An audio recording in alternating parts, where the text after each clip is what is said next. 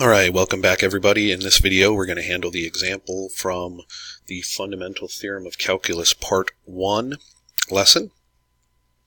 The Fundamental Theorem of Calculus Part 1 tells us that the derivative of an integral with a constant lower limit of integration and x as its upper limit of integration can be found by simply substituting the variable into the integrand. And so in this first one, we've got a constant lower limit of integration. We've got just x as our upper limit of integration. And so to find the derivative of this integral, we're just going to substitute x into this function.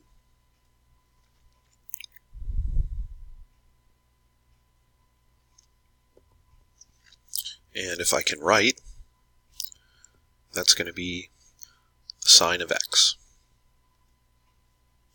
All I did was put x in here for t. Actually what I did was I put x in there for t, and I put x in here for t, but the derivative of x with respect to x is just 1. Alright, part B. Again, I look at this, I've got constant lower limit of integration, x as my upper limit of integration. So again, I'm just going to substitute x in here. Gives me 1 over 1 plus x squared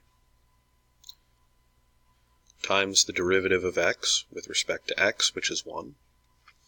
And so the derivative of the integral is 1 over the quantity 1 plus x squared. Alright, example C. Now this one's a little different from the first two.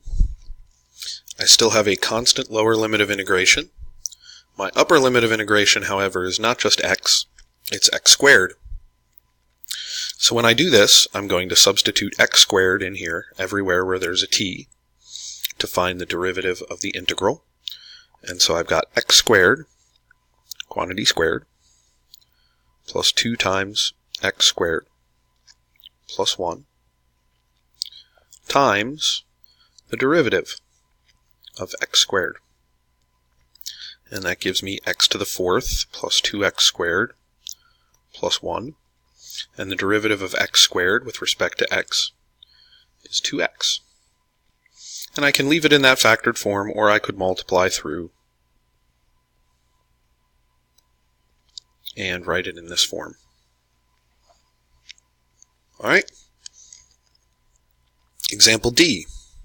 Again, lower limit of integration is constant, that's good. Upper limit of integration is a variable expression containing x. So I'm just going to find the derivative of the integral. I'm going to substitute 4x in there, everywhere where there's a t. And this gives me 64x to the 3rd minus 1 times the derivative of 4x, which is just 4. That's 256x to the 3rd minus 4 if we distribute that through.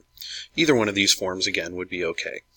Now, I do want to call to your attention right now. What we're doing is we're finding the derivative of the integral. This is different from what we were doing before when we were actually finding, using numerical integration, we were actually finding the numerical value of the integral. What we are finding here is the derivative of the integral. Okay? Not the integral. And we'll see that a little bit more clear as we move into some additional stuff with the Fundamental Theorem of Calculus Part 2 and how we actually find integrals. But for now, we're just finding the derivatives of the integrals. Alright, Part E, a little bit different for us here. We have, instead of a constant lower limit of integration, we have a constant upper limit of integration and a variable lower limit of integration. In order to handle that, we need, in order to apply the fundamental theorem, we need the lower limit of integration to be constant. So we need to switch these limits of integration. How do we do that? We pull a negative sign out in front. And so this is actually equal to the opposite of the derivative of the integral from 3 to 5x of this quantity.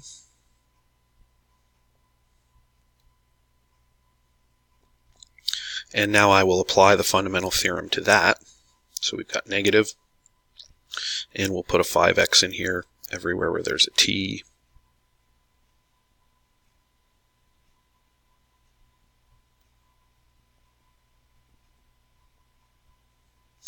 And this is going to end up being negative 5 natural log of the quantity 25x squared. All right. Same thing in example F. We've got a constant upper limit of integration. So we pull out the negative to switch the limits of integration. And that turns into this integral now.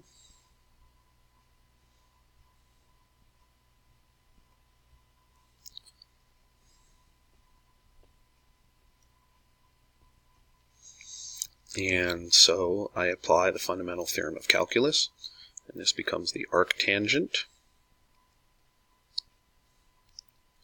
of 4x squared times the derivative of 4x squared. And so it's negative 8x arctangent of 4x squared.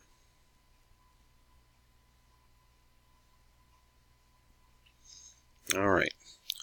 Now in these last two, we have variable limits of integration at both.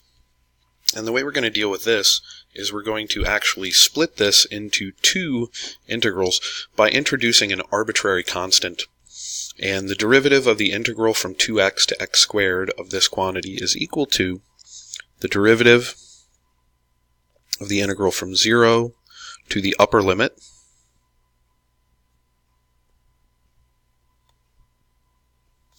minus the derivative of the integral from 0 to the lower limit.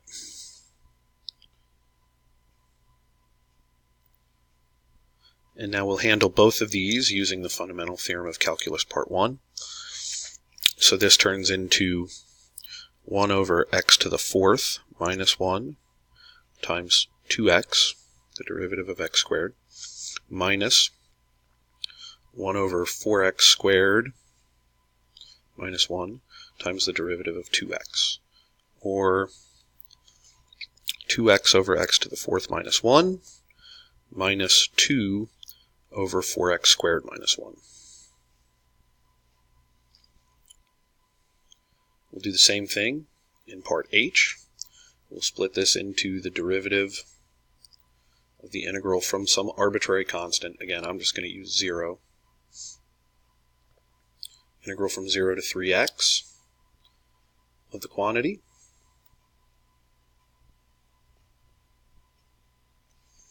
minus the derivative of the integral from 0 to 2x squared of the quantity. And then we'll just handle this using the fundamental theorem of calculus part 1. This is going to be 3 square root of 9x squared plus 1 minus 4x square root of 4x squared plus 1.